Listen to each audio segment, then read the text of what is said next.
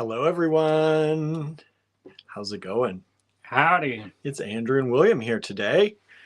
Hope you're all doing well out there. It's a busy Monday. Busy, busy, busy. It's always busy. It But is. today seems like it's more busy.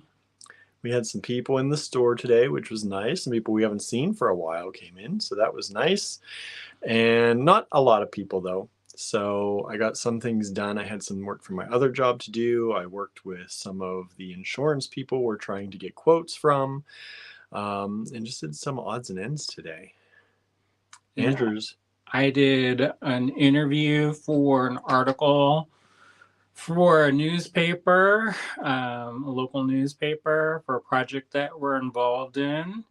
I just finished up some follow-up questions, so that was good. Mm-hmm. Maybe we'll see how it turns out. Mm-hmm. Yeah. And he's been painting. I'm working on little collages. Painting. So there's a lot of folks watching. There's a lot of people watching. It's only showing 14, but I feel like we already got more comments than that. Harry is with us. Hello, Harry. Michelle, Howdy. Vivian, Susan, Suzanne. Hello, everybody. Norma is with us. Let's see. Everyone's checking in with each other. I love that. Vivian's watching. Love that. Harry said had a creative day. Everyone's doing gel prints now. Andrew's got people on the gel print. I've seen Harry. Good. I've seen Mary Ann just got her gel printing set up. Going. Linda. Hello, Linda.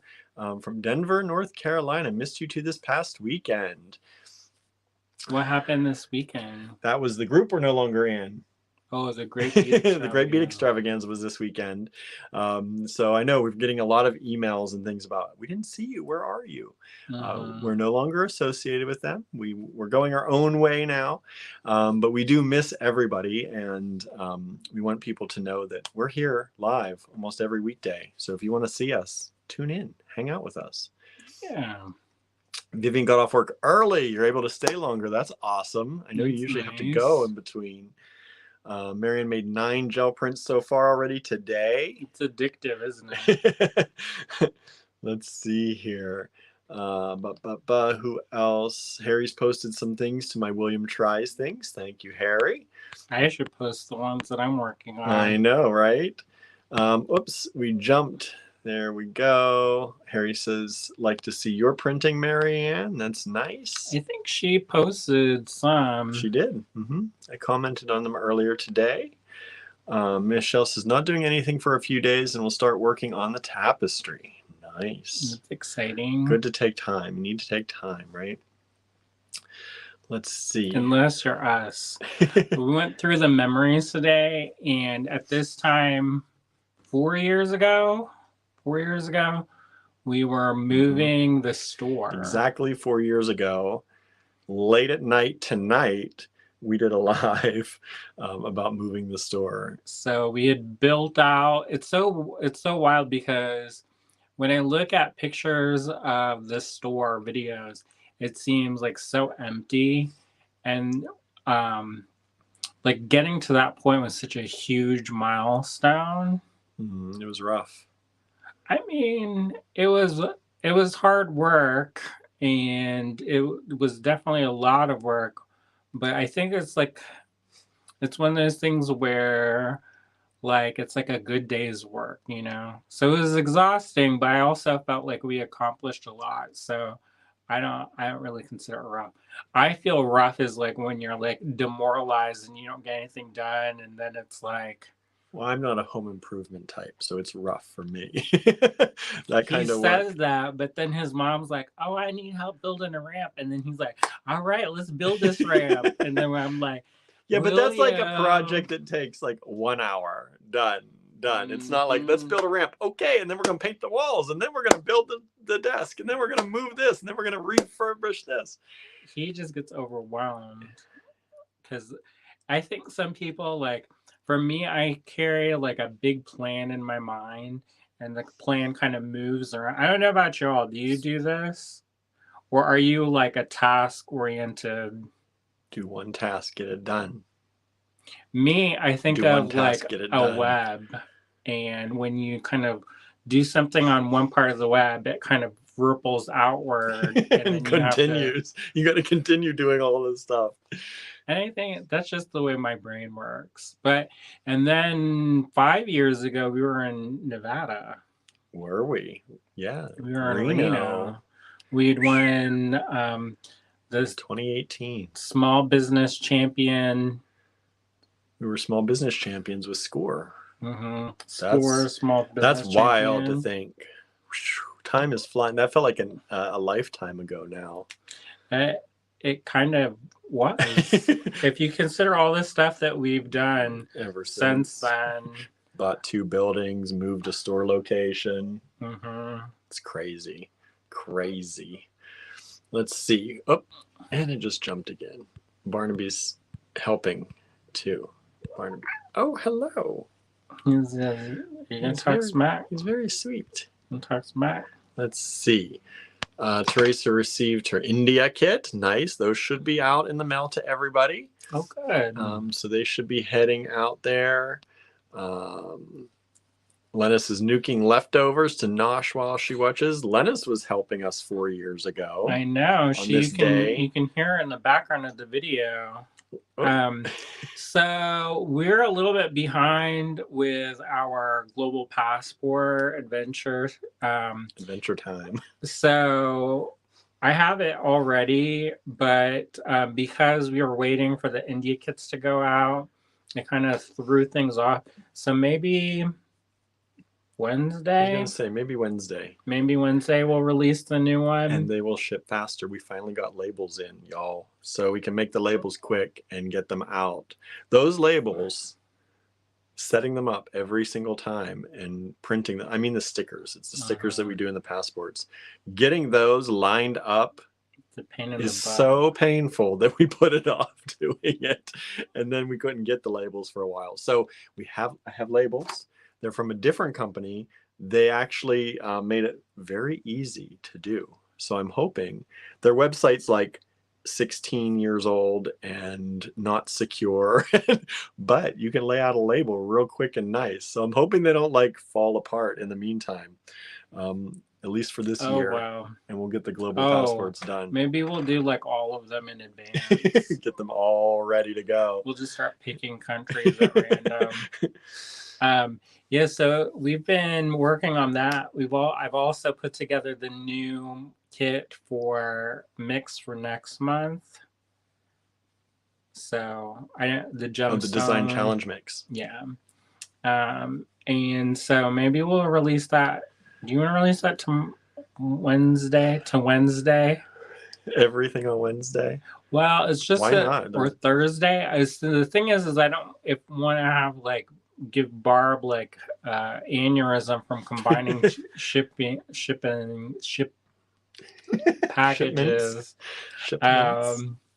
So if it's all like kind of updated on the same day, then it makes it a little bit easier. Yeah, if we do it on Wednesday and Thursday, Barb won't be until Fridays. So anybody who gets their orders in on those days, it would already be kind of ready to combine. But it'll save her a step of like refunding shipping so much. Yeah.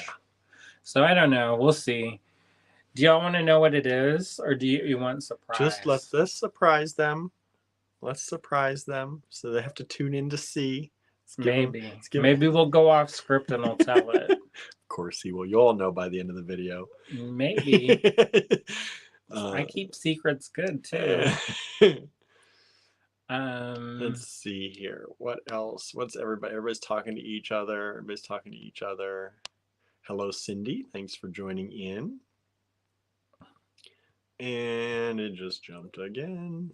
Well, you also scroll and you go so fast. I don't know how you can see it so fast. Harry says, I work on many different projects at one time.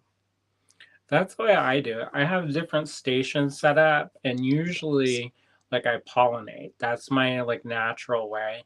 Like if I have to finish something and just do it all the way through, unless I'm like super motivated to do it, it's real hard. Like it just is like pulling teeth. As you'll see later. Karen is with us. Hello, Karen. Thank you for joining in. Susan finished and posted one of the projects I made for last Friday's Zoom meeting. I saw that. It's really cool. Did y'all have fun? So the other is sitting on my beadboard looking a bit forlorn. Mercury retrograde is starting to do its thing too. I feel that. I feel it in the air, y'all. It's fine, whatever. It forces you to dig deep. I think that's one of those things, like, you can look at it on the bright side or you can look at it on like the bad side. And it's easy to say, oh, there's communication problems or there's technical glitches. But then if you look at the other side of that, then you realize it forces you to like slow down and go deep within and focus on getting your own stuff kind of settled. And sometimes that's hard, and sometimes, I don't know. It's just, I guess it's how you look at life. Guess so.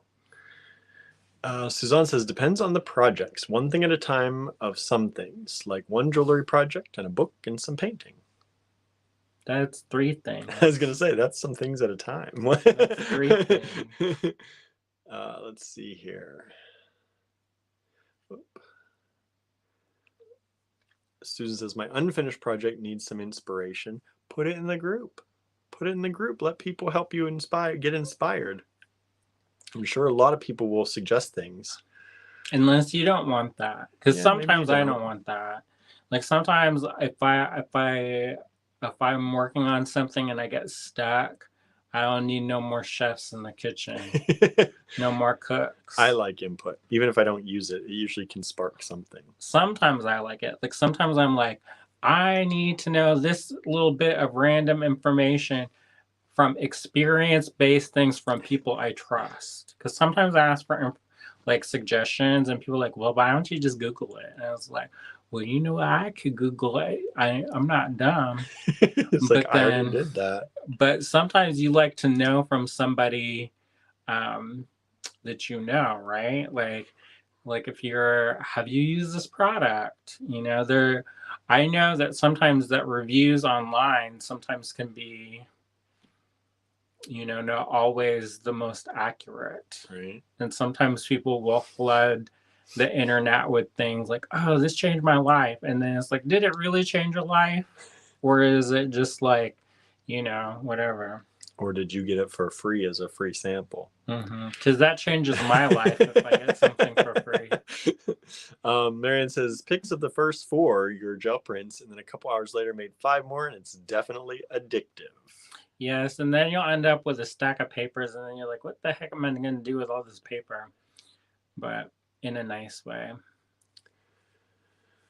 Lena said, just had the conversation with a friend. Mercury is a liminal journeyman. Yeah. Marianne, cat talk. In the in-between times. Right.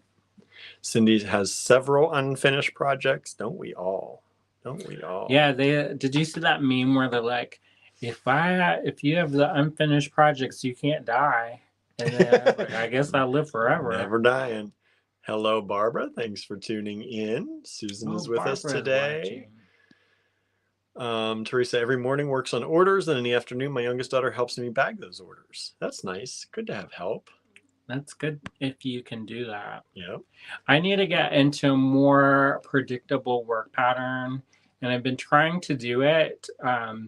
It's just hard when there are so many obligations already. I think it's one of those things we talked with one of our mentors last year about developing kind of schedules and block workflow. Block schedules. Blocking like, stuff. You could try it out, and we'll see. We haven't done it yet. I started a little bit, but then I got distracted. Like Cindy gets distracted with new projects so easy. Yeah, I kind of feel like you have to find the thing that works for you. And it's hard for us because we're, as how do they call that? Organized chaos? Is that the real word? So like as chaotically organized is our schedule. My words. What's happening today? It's like on backwards. You're it's like me. Yoda. Usually it's me. But if For as chaotic as our schedule is in a lot of ways, I feel like we get a lot of stuff done. So it's hard to mess with that like recipe for relative success. We got a lot of balls we keep up in the air while we're doing something down here.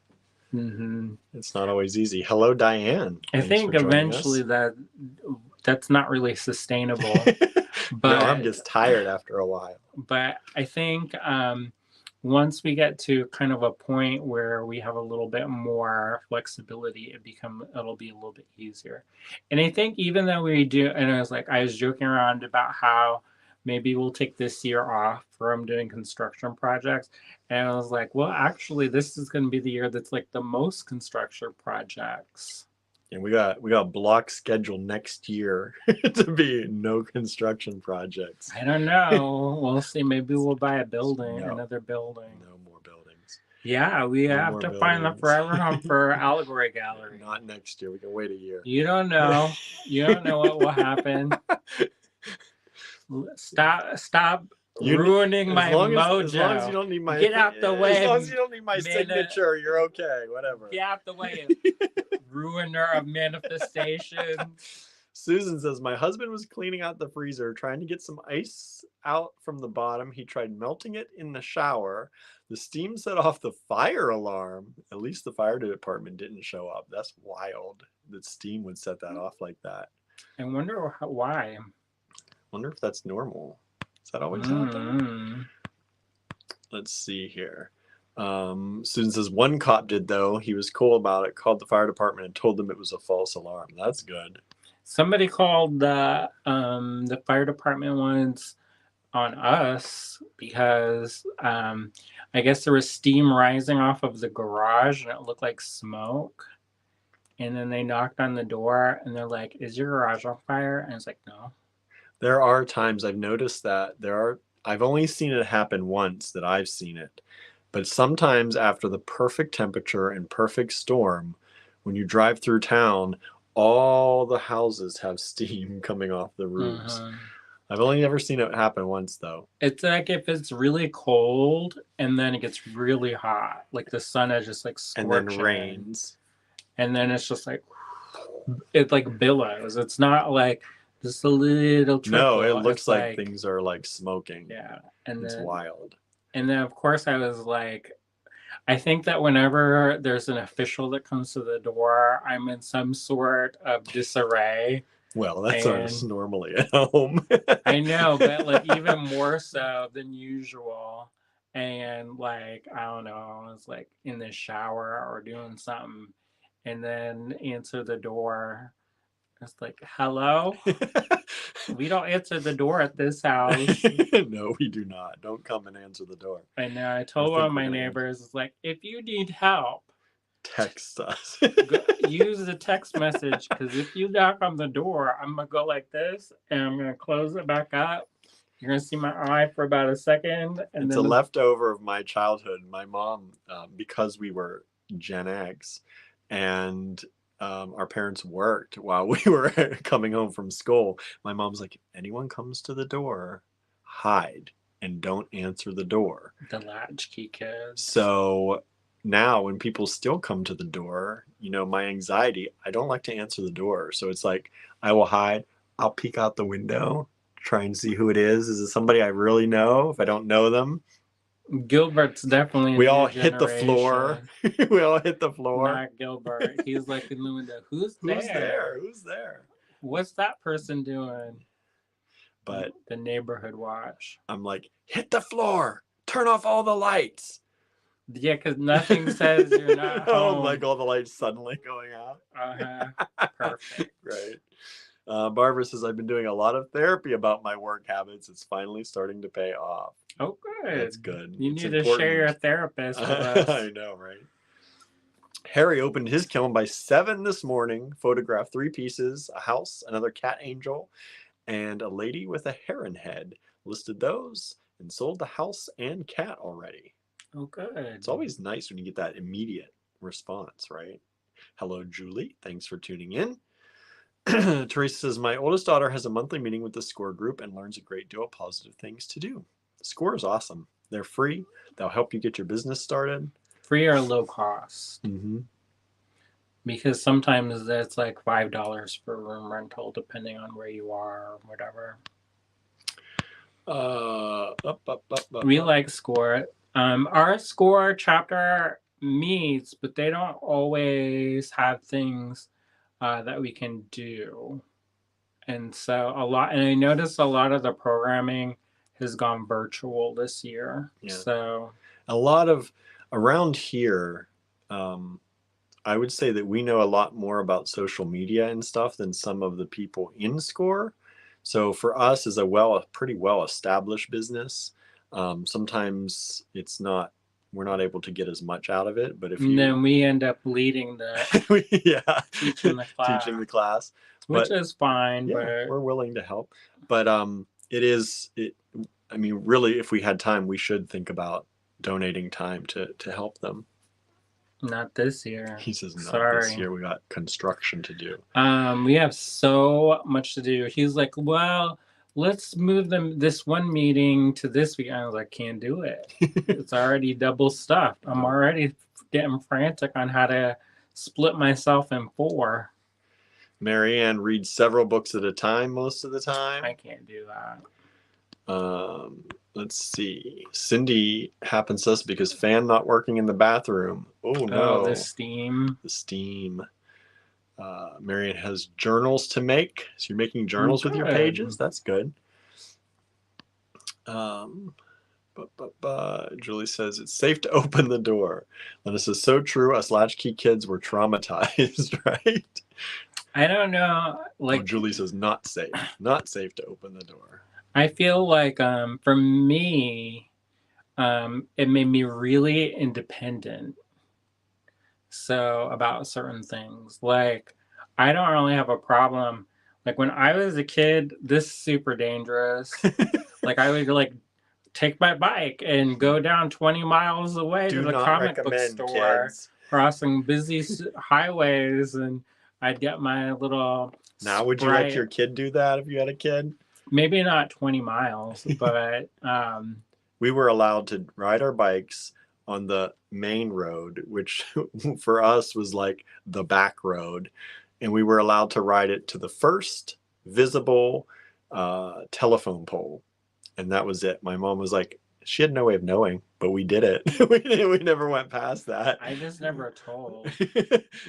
She's like, if you want to ride there, fine, you can ride there, but because it was not busy, but kind of busy for us, we were allowed to only go to that first pole and back to our driveway.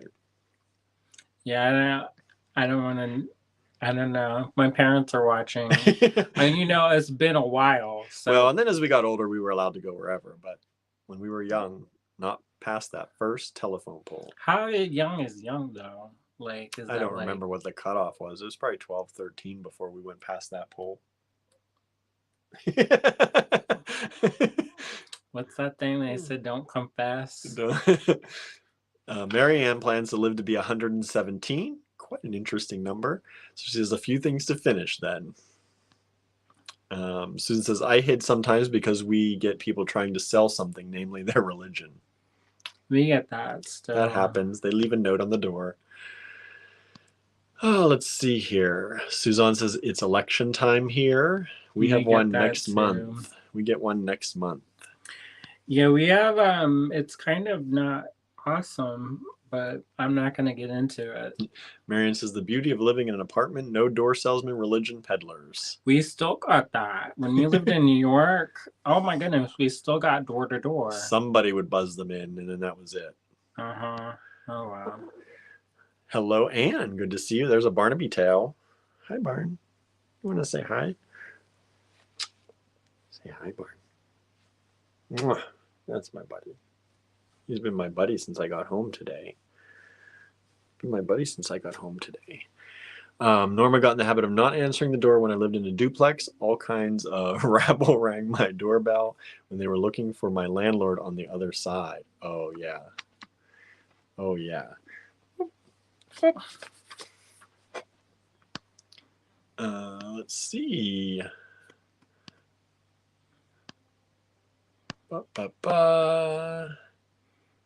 Suzanne reads one book at a time. Always have. I think I get confused, because I remember a lot of the books that I read, not so much anymore because I read so many now or listen to so many. But if I did that, they'd get all mixed up. And then there'll be like cowboys in space and stuff. And you're Which like, wouldn't be dude, too far what? from some of your I know, books. but sometimes you have to space it out. Marion doesn't have an indie bookstore nearby. That's sad. Anne says, we were allowed to ride our bikes down to the Summers Superette, a little store far out of sight of the house. We were usually in a group. Yeah, I was not, no, not allowed. We Till we went got to the older. 7-Eleven. Andrew went 20 miles. Well, that's the ones that, like the extreme cases. I didn't go that all the time. But our library was really far away. And so before I figured out how to use the bus system, I rode my bike, and that was pretty far. Linda says it all comes out in the end. It's true. Oh, wow. Let's see. Linda says, for summer, like 3 months, I was kicked out to go play after breakfast and had to be home by sundown around 7:30, 8-ish. Just me and my bike. No pager, no cell phone. That's how it was growing up, right? Mm-hmm. That's how it was all summer long, just outside doing stuff. We had, technically, we had to come in before the street lights came on. We had no rule like that at all. It was just like, I guess that we just usually came home by nighttime, but No, because they get up to no good. So yeah, we didn't. We just be home. be like, what you gotta do? Like, go hang out on the dark back row. Throw corn at cars. That would be bad. That was corning. Harry says, I lived on a farm when growing up. I was encouraged to get out of the house every afternoon. I rode my bike up to the coal mine and looked for rocks. That's cool. Rock hound, right? Let's see. Suzanne says, Cinnamon says, hi, Barnaby. Cinnamon says, hi, Barn. Hello, Julie. Thank you for tuning in. Cindy says, I could not read more than one. Yes, Cowboys in Space. There are some cowboy in space ones. Right. But sometimes it's like the unintentional fusion. Cindy says, we had to be in when the street lights came on.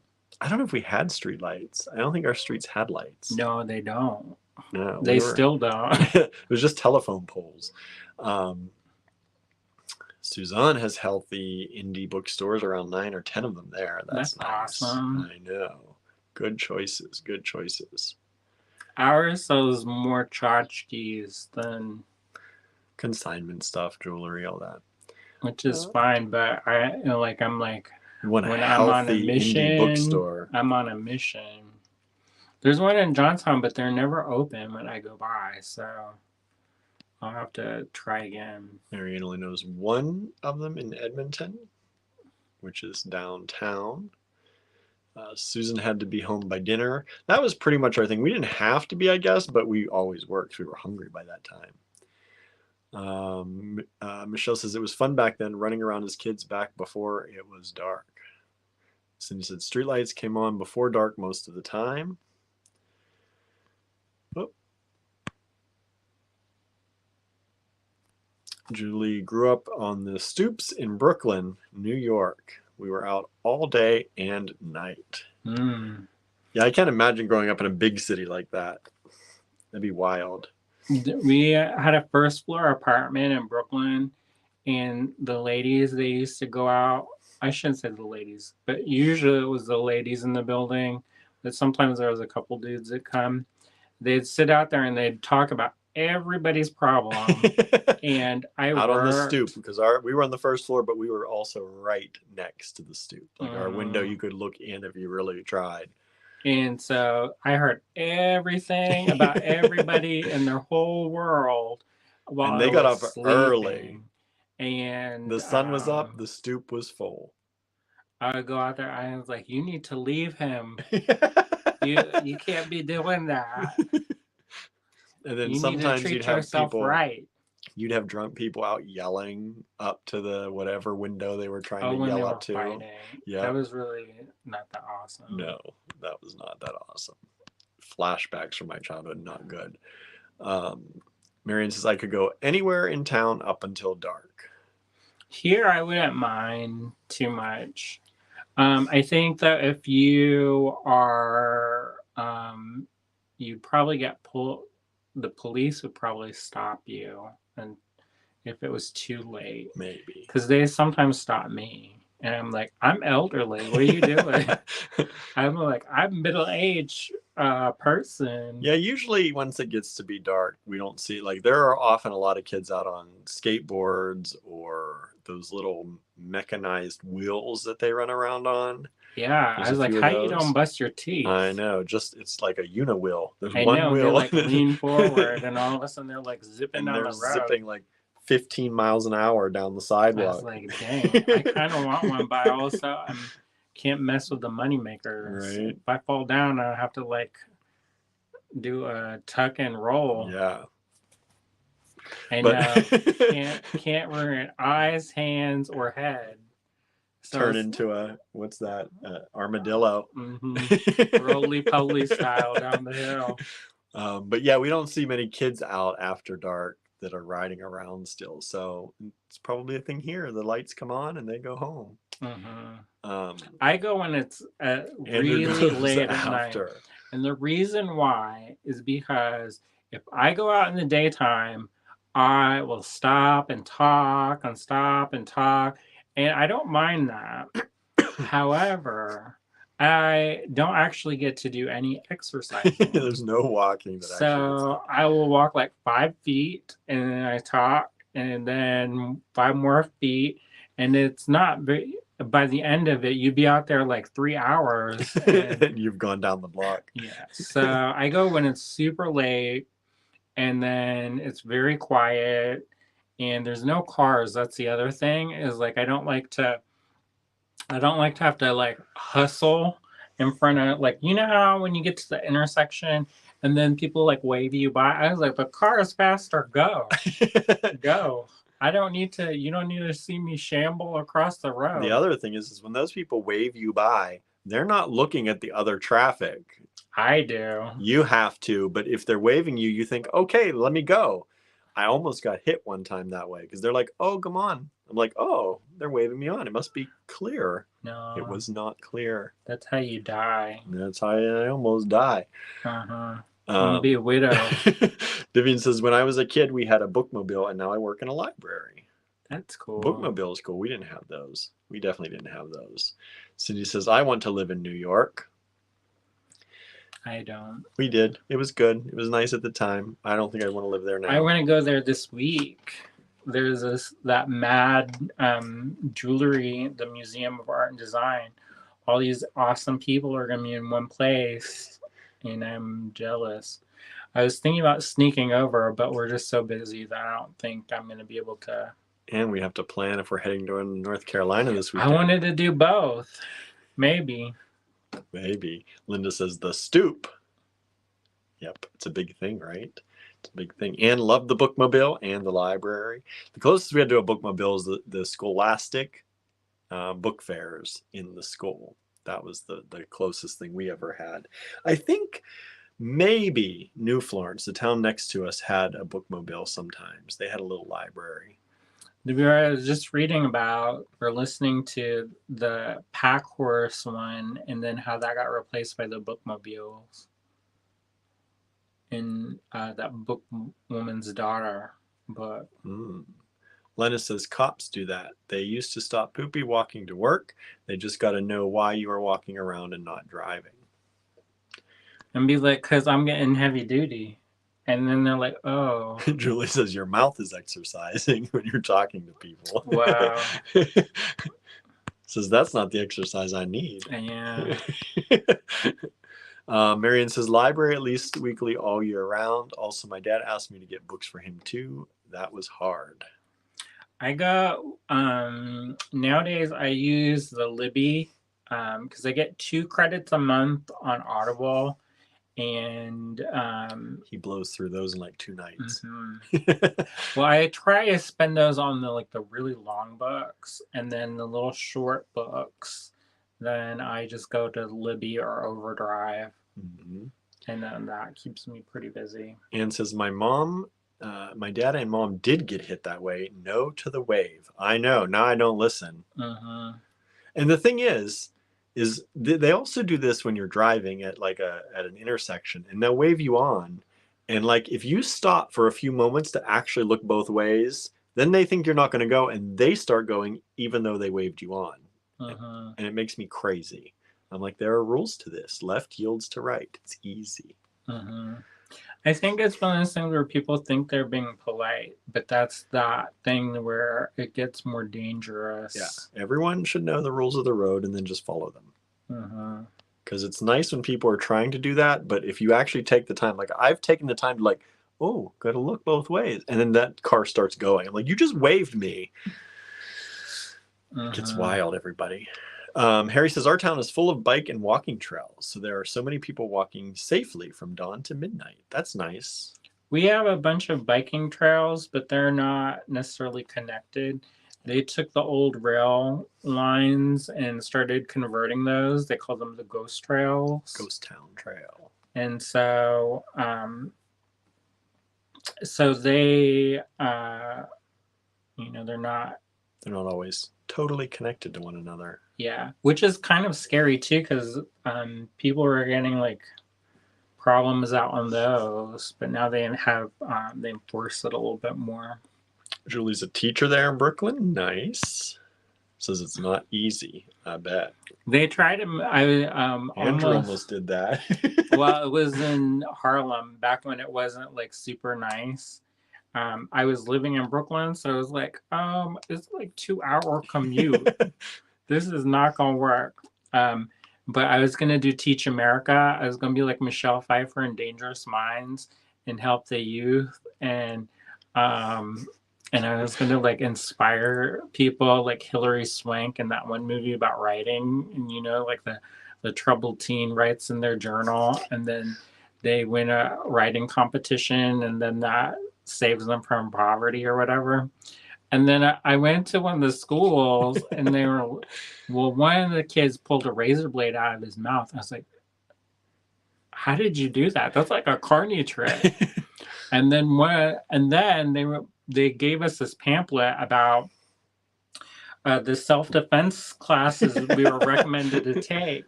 And I was like, so you mean I'm going to get my ass beat every day? And it was behind a cage. Yeah. And so I was like, I don't think that this is going to be the way. It's not the way. This is not the way. Susan says, I grew up in a post-World War II suburb. The only interesting things were a small truck farm and an old quarry. I wasn't supposed to go to either, otherwise just cookie-cutter homes. I bet everybody was at the quarry. All the kids, the bad kids, got into trouble at the quarry. I can believe it. That's like Stranger Things. Lena says, are you going to the Metal Mavens event this weekend? I don't know what that is. No, we were talking about going to Fire on the Mountain. Fire on the Mountain. Marion says, my favorite Japanese space movie was Sailing Ships in Space. It was so bad, it was good. Never heard of it. And says, OMG, the Scholastic books. I lived for my order coming in. I know, right? I love those. We never could afford very much, so I had to like save up. And then even then, sometimes like the teacher, who was probably underpaid, would slip me money sometimes. But yeah. Teachers changing lives, everybody. I know.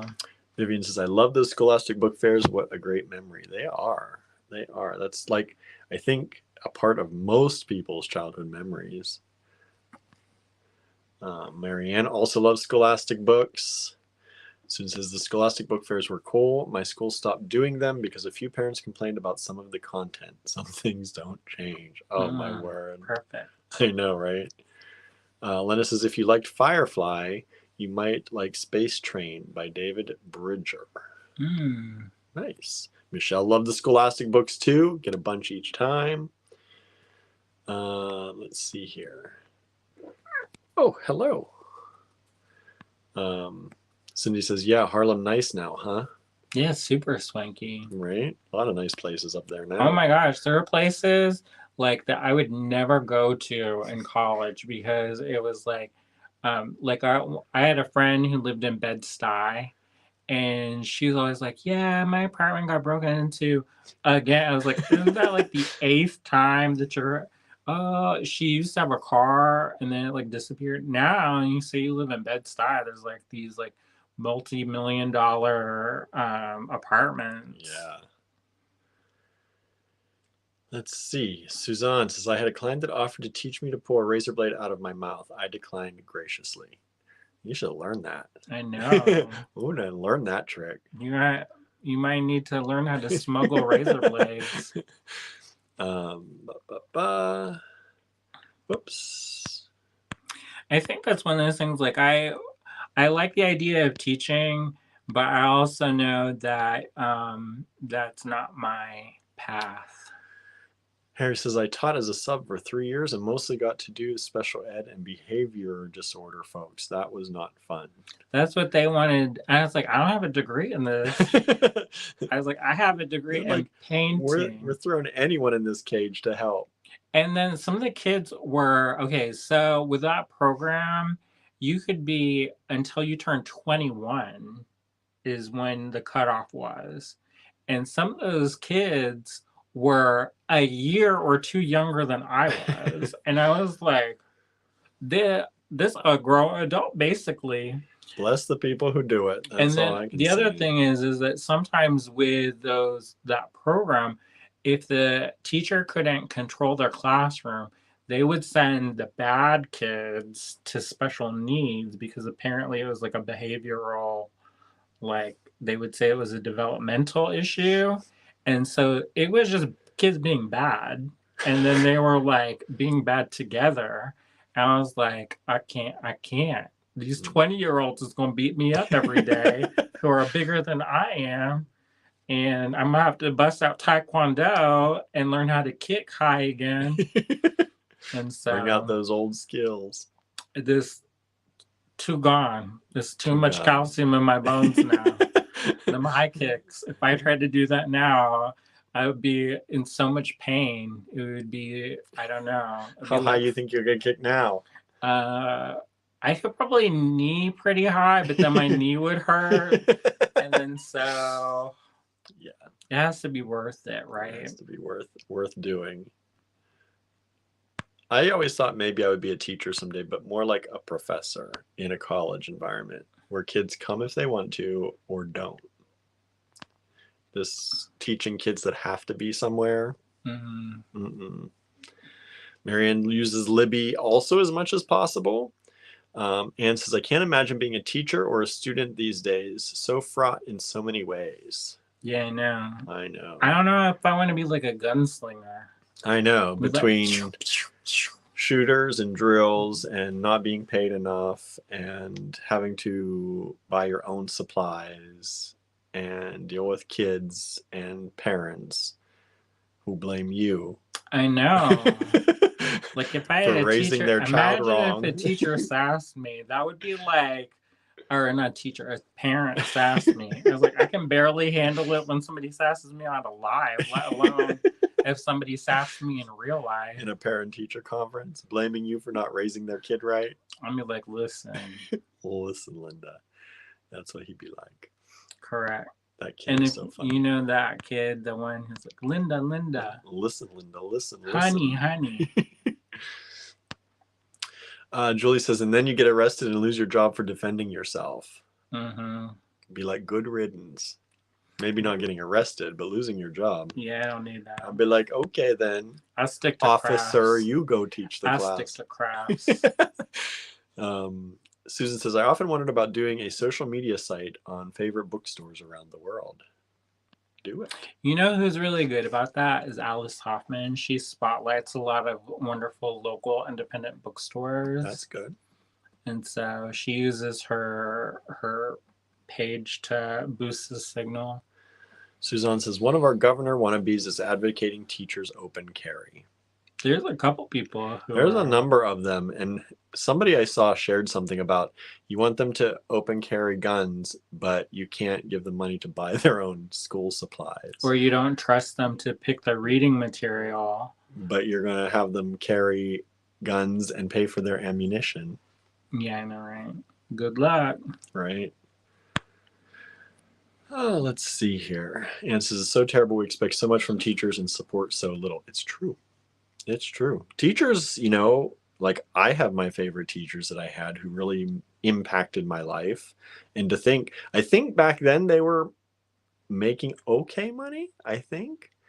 But to think of them having to scrounge and, do with little just so they could go in and be tormented by kids all day long. No way. They gotta have some love for kids for that. Well, I was just reading an editorial piece last night where they were talking about how they're like, teaching is generally a profession that you go in for the love of teaching, and people will do the job even though they know they're getting underpaid for what they do it. And it's becoming a thing where even those people who are okay with not being fairly compensated are stopping. They're like, I'm out. Peace. So, I don't know. It's interesting, the Yeah. world that we live in. I hope that we can navigate those things in a more positive way. The age of Aquarius, right? Got to get to all this learned stuff. Get rid of all that stuff. Happen? It's supposed to start this year. Is it? Start 2 different times this year and then fully start for 72 years or I forget how many, maybe hundreds of years, starting in 2024. At least that's what they say. That's what somebody said. Marion says, our public school teachers are reasonably well paid, but the best ones do extra things. Uh-huh. Yeah. Anyways, done now with that. Andrew's Let's go. done talking. I got stuff to do. We have a book club tonight. I didn't finish the book. I'm just about to finish it. So I don't want to ruin go to the meeting and then the stuff is ruined. So Okay. Let's flip it around. Andrew says, let's get it going. I got stuff to do. When he's done, y'all. Correct. We're all pretty much like, that's not good. All right. So tell him, Andrew. Here's the thing. So I started off originally planning to do 100 of these paintings. But they take a very long time, surprise, surprise. And I was not going to be able to finish the 100 that I was planning to do. So at one point I had to figure out whether or not I would continue working and just kind of eke them out the way that I've done before, or to do a new series. And so what I kind of figured is that I would do this, I would finish this eventually, the series eventually, but I would do the quicker series in the meantime. So this is the first release, and are they listed online, William? No, I didn't get that far yet. All right. So many of you have seen the ones that I've been working on, and they're getting, these ones are finished. Yes, so these ones are finished, and you've seen some of the progress shots, but he also added a lot to them and changed them up. So these are the finished ones. These will go online tonight. I will be working on those after this live, probably during the book club, and get them on for you as soon as I can. There, if you are on our text message list, there is a link, or our email list. I sent out a text and an email today. There is a link to this collection. When it is populated, you'll be able to jump on that link and grab them. So, and if you're looking for the book club link, that's going to be on the website. That's on the calendar of events page. I can remind people in the thing and then delete it later. So show it. So I decided on calling this series The Bright Circle. And as I was making these collages and paintings, I was using the vintage ephemera and the old photographs. And I was thinking about who these people were and how they were connected. And so a lot of this was me thinking, and you can just keep Okay. switching it out because otherwise we're going to be here until the end of time. And I've got other You've stuff got things to do, we know. I know. I'm not, I hate to be like that, but you know what? If we don't, then I'm just going to sit here and we're just going to look at each other and nobody's going to watch and then it's going to be sad time. So, anyways, um, it seemed like they were all kind of a part of like a society or some kind of cohort. You know, they were all somehow related, even though they were different. And the way that I've layered the paint on top of it, it almost felt like those aura photographs. I don't know if you've ever had your aura photograph before, but there are kind of like these bright lights that certain cameras can capture. And when I was starting to think about that, I was like, well, what if these were almost like psychic portraitures where, you know, the things that you couldn't see were then revealed, you know? Um, and then I started thinking about how each one of them had certain gifts or abilities, and that's how that they were kind of related.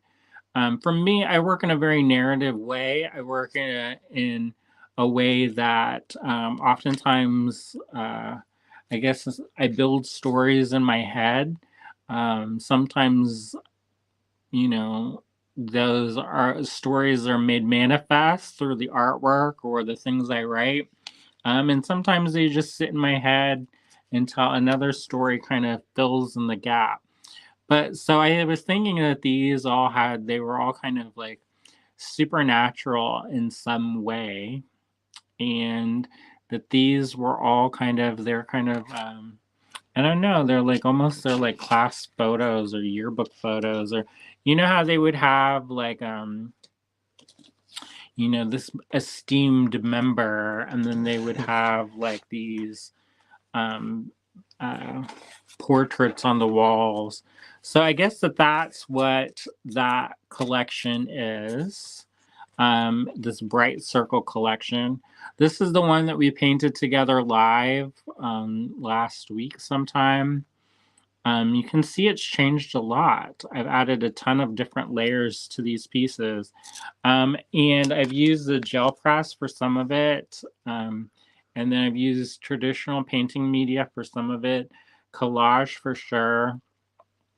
I need to get some glue. I'm out of glue and it deeply troubles me. Um, so yeah, so that's this collection. This is the Bright Circle collection. Um, and I do intend on, you know, doing more of these at some point. There are 13 pieces. It's just so happened that that kind of happened. Lucky number 13. Which is something that I kind of do anyway, but it just happened that that was the number that I was able to complete. And so all of these, I've shown the layers. I started off with these pieces from before, and I layered collage on that. Then I layered different layers of monoprints on top of that, then collage on top of that, then painting on top of that, then more painting. And then I've embellished it with some metallics and different iridescent pigments. So this is the new series. And these will be going in the online store. Again, after this video, give me a little bit of time. I'm still doing a little bit of cropping and color correcting and all that. I'll get the listings made, and then these will go online, and they will go online at an introductory price to start, y'all. So if you want to grab them, it's best to grab them early while they're at their introductory price. Anne says these are really charming. Thank you, Anne. Susan said these are awesome, Andrew. Thank you. Michelle says, oh, like that one with the whites and the blues. Thank you. Harry says those are really those are very interesting. Thank you. And this is, oh, these are very cool, Andrew. Thank you. Susan said those portraits have taken on lives of their own. Yeah, that's kind of what happened. Like I feel like as I worked on them, for one, I tried to do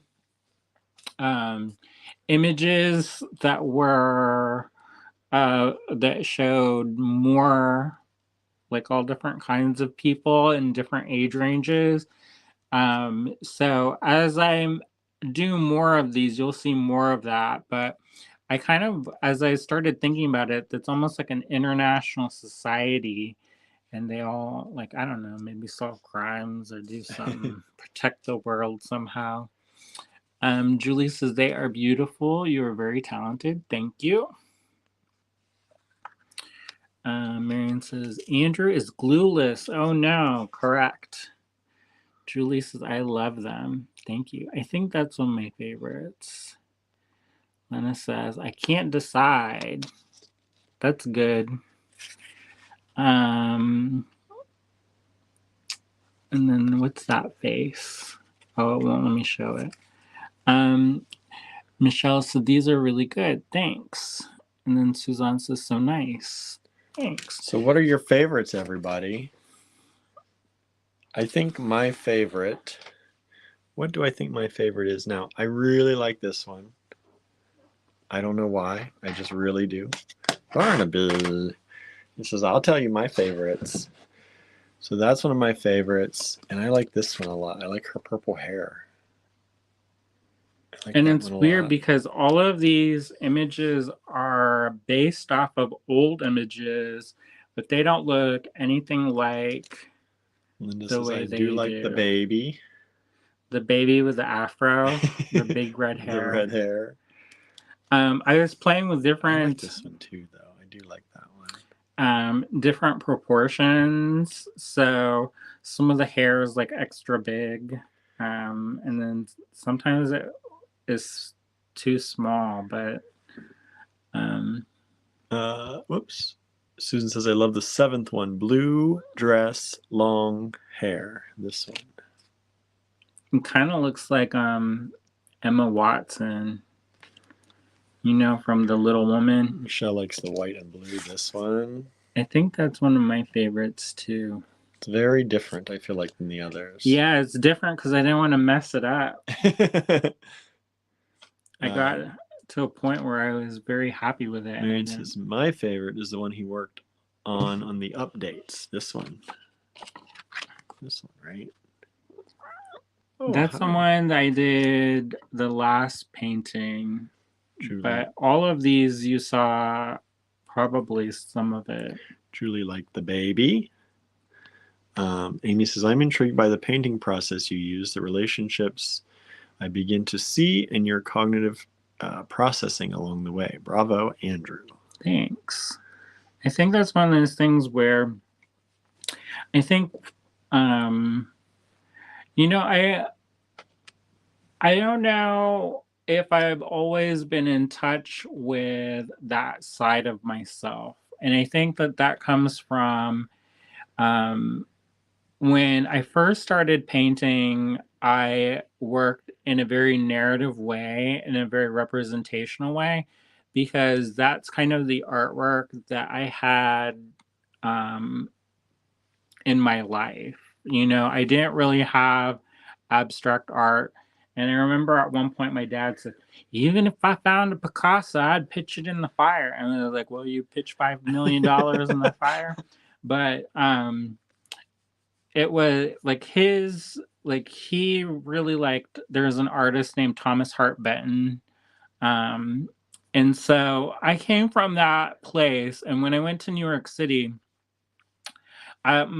like the doors were blown off the hinges in the sense that I was exposed to so much artwork and ways of making that I'd never really even known about before. I never knew about Agnes Martin or minimalism or um, Robert Rauschenberg with collage, or I didn't even know about American abstract artists like Arthur Dove. um, Georgia O'Keeffe, I was kind of aware of because Georgia O'Keeffe was kind of like the Frida Kahlo of my day. You know, you know how they put like everything has a Frida face on it now. Um, Back in the day, it was like Georgia O'Keeffe was the one that they did that to, um, and they still do that to a degree depending on where you are. But so there was, I just didn't know, and so a lot of the things that I went to school for was more abstract or more minimalism or conceptual art.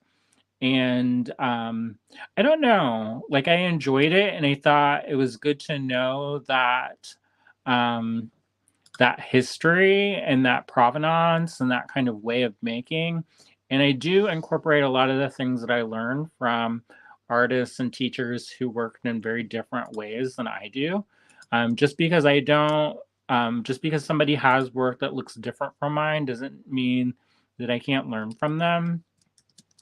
And I feel like that today, like even to this day, like I take a fair good amount of classes now than I used to, and I feel like even if somebody's work is very different from mine, I can still learn stuff from them. And so, with this new kind of coming of age of my artwork, I'm starting to realize like I had to go through this period where I had to forget in order to remember like the joy of making things again. I don't know if that makes sense. Like sometimes you just have so many different voices in your head, and you know, they're on a good day, you think about, oh, is this artwork? Is this good? Is this bad? And it would kind of stifle the process and the creativity to the point where I was kind of immobilized by the all of the stuff I had known, and it got to be too much. Like it became where I would like think about all these great big thoughts and then I would try to execute them and I just couldn't do it. And I would try to over, I don't know, I didn't really have joy in the making. And so when we started the store, I kind of took a break from making artwork. I still made stuff here and there, but I went from making hundreds of pieces a year to like two. Yeah, you mostly focused on polymer clay and beads and pendants. So it was still about being creative and keeping my hands busy and making things because I feel like I'm a maker and I'm my most happiest when I'm making things. But I went away from kind of this process. I went away from my own practice of painting and mixed media. And it took a while to get back into the swing of things. I want to say that I didn't really start seriously pursuing my painting and developing a practice. Um, I don't know, maybe took 10 years, maybe 8 or maybe 8 years, 10 years. I don't know. There's a big stretch of time where I really didn't do a lot. And now I try to do stuff more regularly. I would love to be able to do a little thing every day. And I still try to do a little small thing every day. But for the most part, I would say that I am more consistent in my making more now than before.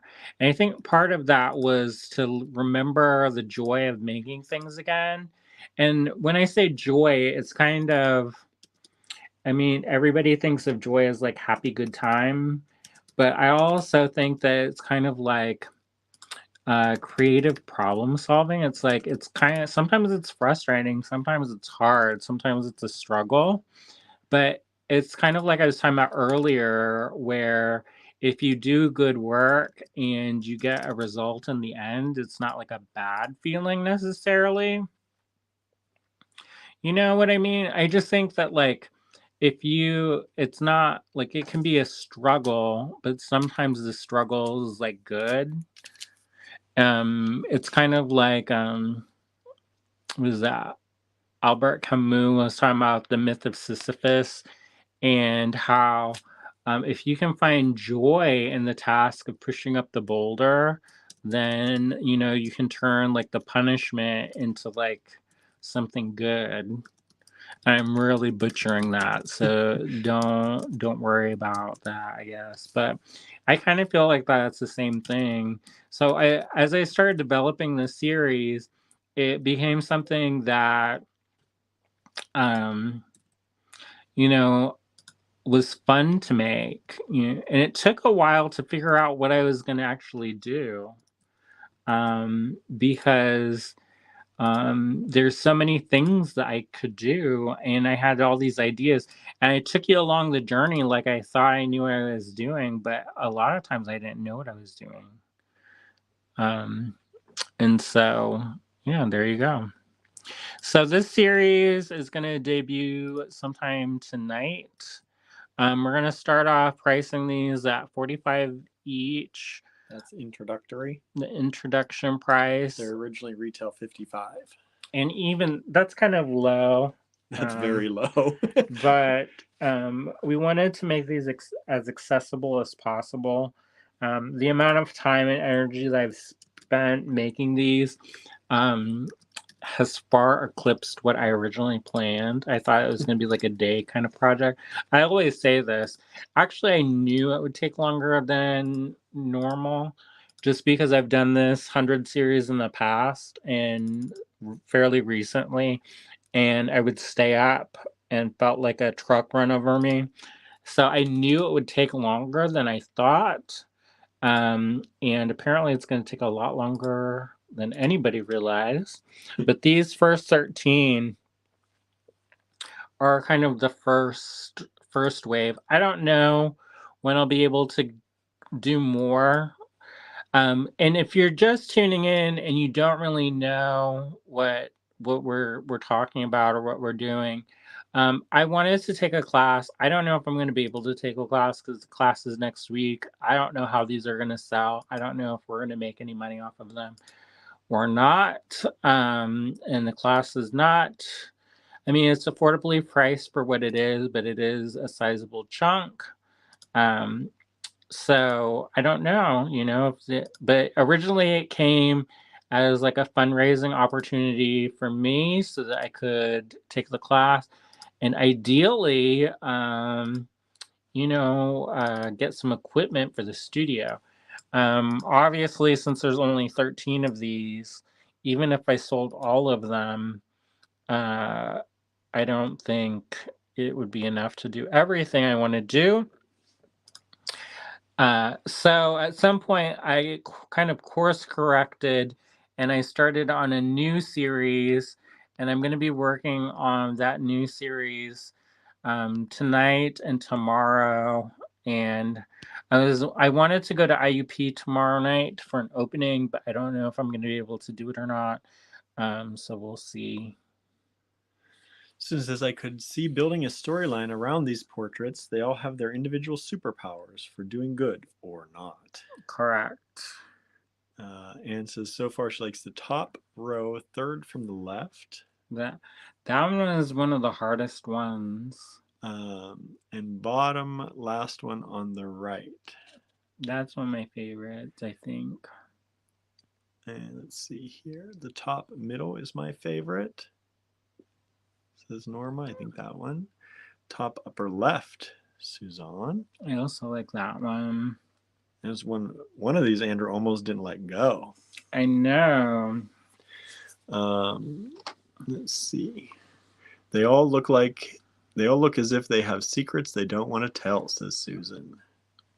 I can see that. Amy says, it's hard to choose a favorite. Am I captured by the person, the background, the layers, the story I imagine behind the person? Questions. I think that's good. Right? Like, I kind of like artwork. Okay, so here's true confession time.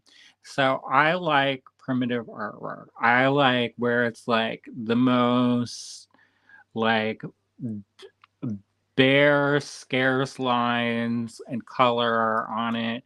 It's almost borderlines on outsider kind of primitive. It's very stark. However, I can't make that kind of work. I've tried. I try so hard to make really like pared down things, and it just doesn't work for me. For some reason, I just cannot do it. I mean, you all have to. I would have to like somebody have to put a gun to my head, basically, and then So stop finessing this. stop noodling around. Stop. I was going to say something else. It almost came out. We have a different way of saying that. But stop messing around and just be done with it. And one of my friends was like, you have so many layers in this stuff. And you're like charging like $20 sometimes for some things that are like take hours and hours. These took hours and hours, y'all. And I mean, you were there. Yeah, for the most part. Stayed for some of those hours. You saw the progress report where I was like bleary-eyed and yesterday, I think it was yesterday. Was it yesterday where he timed it? How long I had been sitting in one spot for 12 hours? Mm-hmm. 12 and a half hours. 12 and a half hours I'd been sitting working on different collages. And I mean, that's more than the normal work day, right? 8 hours. So anyway. Susan loves Arthur Dove. Amy says, I agree that doing small things daily are important to being and sustaining creativity. Marianne says, it's about attitude to one's work. Susan likes bottom row, second from the right. This one, the one you were working on with everybody. Is it really going for $45 to $55? Yes, these will all start at $45, y'all. Andrew wanted to make them affordable. Mm-hmm. And hopefully sell more of them. Yeah, I would like to find them homes also. Because sometimes I'll make stuff and then, another thing is like, I'm not famous. I'm not, in reality, even though I've been creative and have been in the creative industry for a long time now,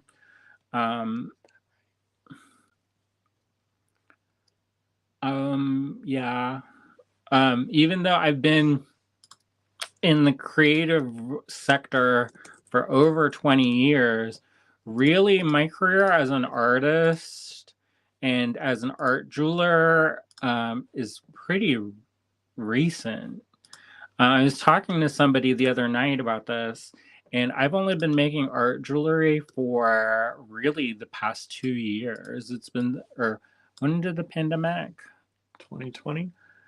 But I didn't start making until 2021, really. So, I mean, I'm pretty new. And so a lot of my stuff is priced with that in consideration. Like some of the people that I work with and who mentor me who have careers that span over 40 years doing just that, they command much higher price points. So, I kind of take that into consideration as well. Anyways, this. These will be up on the site in a very short amount of time because I'm working on them while Andrew's talking. What time is book club? 7 o'clock. What time is it now? You got 10 minutes. Shoot. So I kept trying to flash my watch to you so you could kind of see the time. When I start talking, I don't look at anything. You need the red buzzer. Okay, so I'm going to go because I need to get some coffee because I'm thunderstruck. So thunderstruck. These will be listed tonight. In probably about 15 minutes, y'all. And nobody likes my little geisha ones. I do. Or this thick eyebrowed one. Thick eyebrow. She looks like she's gonna whoop somebody. She's the enforcer. Whoop 'em. She's in charge. Maybe. I don't know. Who's in charge? Probably this one. Who do you think? This one? This one? Or is it this one? That's the thing. Charge, right?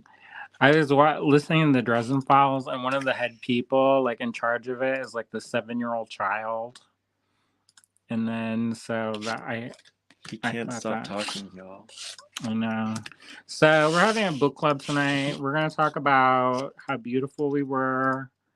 And we were also gonna talk about all the light we cannot see.